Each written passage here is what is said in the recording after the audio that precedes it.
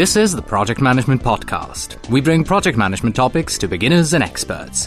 Find us on the web at www.thepmpodcast.com or send your emails to pmpodcast@gmail.com. Hello and welcome to episode number 92. I am Cornelius Fichtner. This is the Project Management Podcast for the 1st of April 2008. Nice to have you with us. Today we are starting a new series of episodes. My plan is to go back to the basics of project management and revisit books and teachings from the great names in project management. The reason for this is because I feel that we lose ourselves way too much in the detailed nitty-gritty of our methodologies. I mean, Agile, Waterfall, RUP, Scrum, Extreme Programming, and Extreme Project Management, they're all good methodologies, but in order to be able to apply them properly to your projects, you have to first understand the underlying fundamentals of our profession. And there is no better way to do this than by going back to the basics. I have a list of great names in project management in mind, and today we are starting out with the name that ranks at the very top, and that is the world-famous singer, songwriter, and project manager, Mrs. Britney Spears. Before we get into this discussion, however, I have just one helpful resource for you. Today's episode is sponsored by Spark Internet Marketing, a full-service premium internet marketing firm offering search engine optimization and pay-per-click services to customers across North America. Our number one priority is to grow your business by leveraging the internet to bring you qualified leads at rates lower than traditional advertising mediums. We deliver quality work and fully explain our efforts to you on a monthly basis. Visit sparkinternetmarketing.com and sign up for a free website performance report and 60-minute personalized discovery session.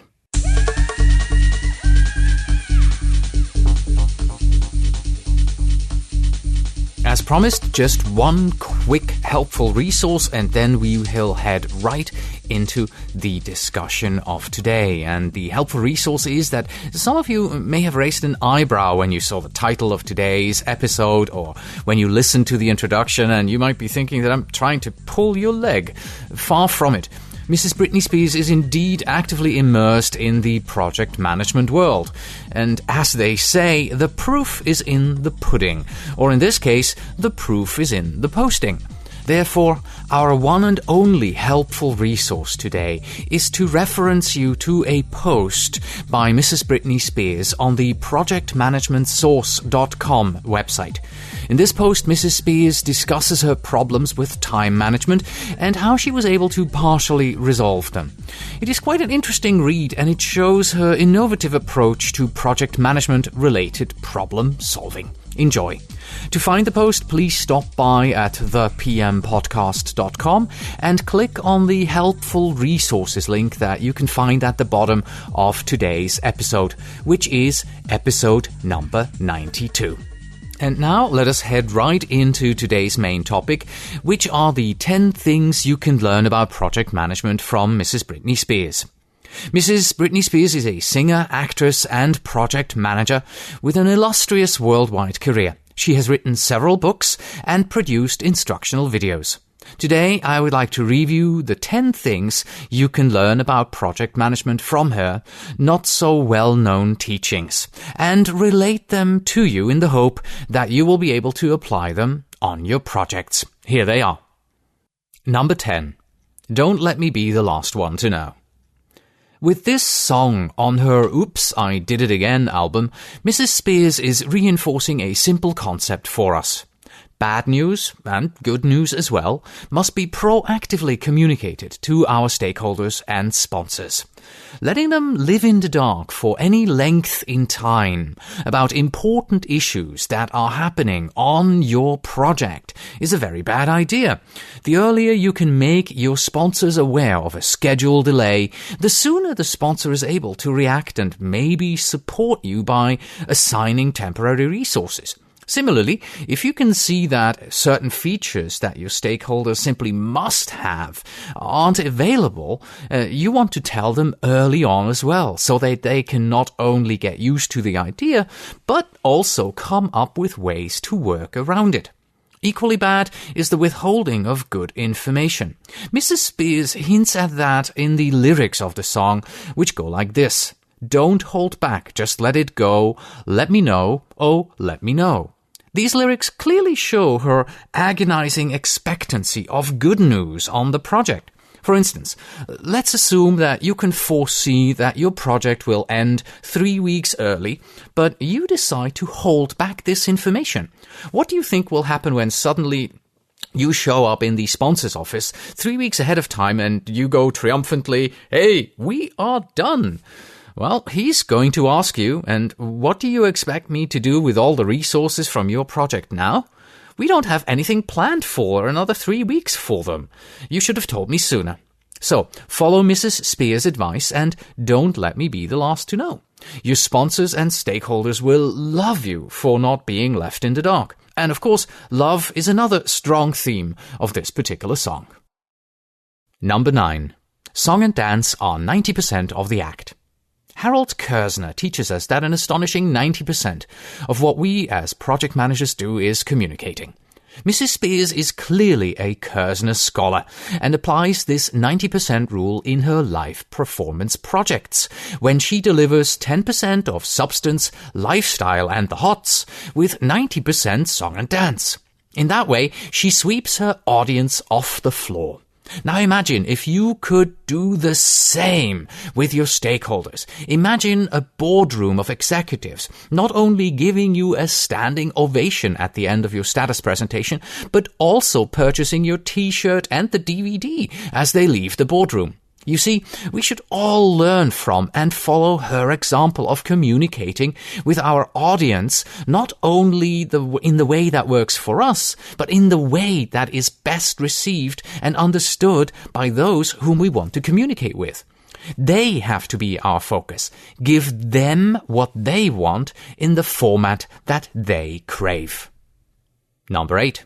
Pretty people get pretty projects. Good-looking, slim, tall people make more money than their plain-looking counterparts. This is according to a study released in 2005 by the U.S. Federal Reserve Bank of St. Louis. These researchers found that beautiful people tend to earn more than their not-so-pretty colleagues. What does this have to do with project management? Everything. If you look at Mrs. Spears, you will see a beautiful young female project manageress who keeps getting assigned to fabulous projects that take her all over the world and have brought her fame and riches. For us less beautiful-looking members in the project management space, this means that we either have to live with our deficiencies and make the best of it, or contact the nearest plastic surgeon and get ready for the new you. You have to get pretty to get the pretty projects. Number 7. Shave off your hair to save your project schedule. Mrs. Spears has often resorted to unconventional methods in project management, even if it was intended to simply get a point across. I assume that many of you may be aware of the fact that one day she decided to publicly shave her head and become, bald. That wasn't just a random act of a crazy person. This was a message for us project managers. As a woman, Mrs. Spears realizes that hair is one of the big time wasters. It takes constant care and feeding, and by removing it, you will save time. Of course, with this oh-so-public action, Mrs. Spears isn't suggesting that we now all go bald to have more time to work on our projects. Far from it. Her project management publicity stunt was aimed at time-wasting schedule activities. Here's what you need to do. Go ahead and take out your most current project schedule. Look at every activity, line by line. Identify those activities that can be considered fluff and time wasters, and now take a razor and shave them off. With some of these stubborn, hard-to-get-rid-of activities, you may even have to bring out the lawnmower. Number 6. Entertainment is more important than delivery. In a world where everyone on the project management side is constantly thinking about deliver, it is refreshing to see that Mrs. Spears has embraced the notion that entertaining approach to project management has a lot of value. With her pleasurable way of getting the message across, her outside-the-box clothing and outlandish PR stints, she gives us permission to apply these principles to our projects. Don't be a drab presenter of a boring 25-slide status report. Interject some fun. Entertain your audience, even if the existence of the company depends on the project. Add some self-deprecating humor. After all, it's more fun to see your company go up in flames with a smile on your face than a frown. Number 5. If it smells good, it sells good. In 2004, Mrs. Spears was offered the opportunity to work on her first multi-million-dollar project for the Elizabeth Arden Company. The charter was to release a fragrance called Curious. That perfume netted $100 million in 1 year of sales. This project was followed by Fantasy, In Control, and Midnight Fantasy. Each of these smelled rather good and sold extremely well. By joining the Elizabeth Arden Company and acting as their project manager for these 4 fragrances, Mrs. Spears not only proved that she was made of excellent project management material, she also proved that she can work outside of the PMBOK methodology, the PMBOK framework. Go ahead and take a look at the PMBOK guide. Do you, anywhere in the PMBOK guide, find the words business case? Well, yes, you do. On page 82 it says that a business case justifies the project, including the return on investment. And that's it, no more. In other words, the PMBOK guide teaches us project managers not to worry about the return on investment because it's not our core business. Mrs. Spears, on the other hand, realized that, even in her early years as a project manager, that a sound business case is what it takes to make not just the project successful, but you have to think farther and make the product successful as well. So she went outside of the business caseless PMBOK guide framework and turned to the Prince 2 methodology and took the business case best practices from Prince 2 and implemented them highly successfully on her own projects. So, if it smells, it sells. And if your project management methodology or framework is lacking a particularly important segment for your project, don't fret, go find it and apply it. Number 4. A limitless budget helps. In her project management career, Mrs. Spears has led a number of highly successful projects. Her current income is estimated in the 6-figure range per month. In the project management world, this puts her miles ahead of the pack, at least of me. While such great names as Max Weidman, Tom Mokel, or the PMI CEO Gregory Balestrero have earned the respect of the PM community, Mrs. Spears gets the sponsors' vote. Let's take a look at an example. If you are a company who has a multi-million-dollar project going on where a connection with your customer on an emotional level is required and where a successful project also means maximized profits, then whom would you rather employ? Me or the highly successful Mrs. Spears? I thought so. And consequentially, since the gains are so extraordinary, as a sponsor, would you not also just forget to skimp on the budget? Now, would you?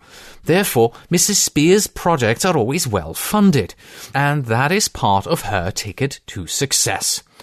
On the other hand, in your and my world, projects are often underfunded and understaffed. No wonder so many of us fail. But in Mrs. Spears' case, the sponsors gladly put up the money, and then they let her go wild, in every possible sense of the word. Number 3. Email my heart. Though I really enjoy Mrs. Spears' insights into project management and follow them often, I have to admit that I disagree with this particular advice of hers. She makes the case that on a failing project, it is possible to use email to get to the heart of the problem and work it out with your sponsor. I'm sorry, ma'am, but that is just not how it works in real life. On a failing project of any kind, email is the wrong communication method. Too much is left for interpretation. In the situation that you describe, the only way to salvage the relationship with the sponsor is a face-to-face. So get out of your comfy chair and walk over to his office. But still, this particular misguided advice is an important lesson for us all. Nobody, even the project manager of Mrs. Spears' stature, is infallible. Number 2. Get naked. At first glance, Mrs. Spears' song titled Get Naked doesn't sound like anything like good project management advice. In fact, it sounds as if we shouldn't even mention it here. But the song has a subtitle, and the full title of the song is Get Naked. I have a plan. So, with this particular advice, get naked, I have a plan, Mrs. Spears does what every good marketer does. She grabs your attention with the get naked statement, and then she brings it back to her real passion of project management by saying that she has a plan. Just like any project manager who is worth her salary should. But that's not all. She has more advice in this song for us. Here you go. I got a plan. We can do it as long as you want it.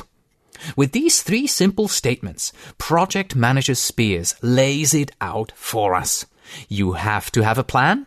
You have to believe in yourself so that you can perform the plan. And you must have the backing of your sponsor. Then no project is too complex. Get naked. I got a plan. What fantastic advice for all of us. Number 1. Hit me, baby, one more time. With this particular advice, Mrs. Spears gives us guidance in the area of lessons learned meetings. Have you ever been in the situation where you were new to a company, you were doing a project the way you were used to, and suddenly someone tells you, we don't do it that way? This happened to me more than once, trust me, and obviously Mrs. Spears in her illustrious career must have had her share of such events, because how else could she pack the following incredible number of lessons learned advice tidbits into her counsel? Let me read them to you. How was I supposed to know that something wasn't right here? Show me how you want it to be. Tell me 'cause I need to know. Give me a sign. All of these 4 nuggets from her advice column here in this song clearly show that she understands the value of lesson learned meetings and that she wants us to advocate that these are put onto every single one of our project schedules. But then again, I also have to admit that she did confuse me a bit with the following line in the song, and that's, oh baby, baby, oh baby, baby, ah yeah, yeah, oh baby, baby. I'm not quite sure how that relates to project management or lessons learned at all. That's it for today. Thank you very much for listening. There are dozens of great project managers whose teachings I would like to review and introduce to you. Mahatma Gandhi, Grace Kelly, Weird Al Yankovic, and Fred Astaire are currently on the shortlist. I would like to invite you to take part in this conversation. Please stop by at thepmpodcast.com and post a comment to episode 92 and tell us what you think of Mrs. Spears' advice and what other great project managers out there need to be introduced to us. As always, you can find us on the web at thepmpodcast.com, and if you are a project manager who wants to become PMP certified, you can visit pmprepcast.com. In our sister podcast, we teach you concepts, tools, and techniques that you need to know in order to pass the PMP exam. Please send your emails to pmpodcast@gmail.com, and when you write, please tell me where in the world you are writing from. And finally, we have this. It is a quote from Bill Cosby. I don't know the key to success, but the key to failure is trying to please everybody. Have a wonderful April Fool's Day, and until next time.